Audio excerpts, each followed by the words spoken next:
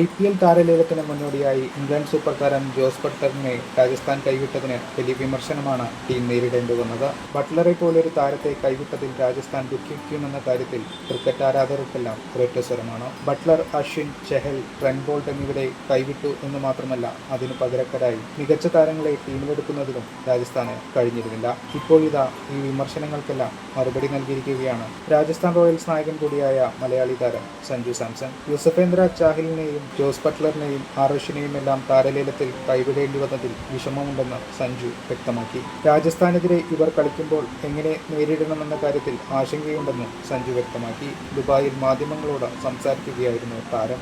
എന്തു ചെയ്യാനാണ്, IPLന്റെ രീതി ഇങ്ങനെയൊക്കെയാണ്.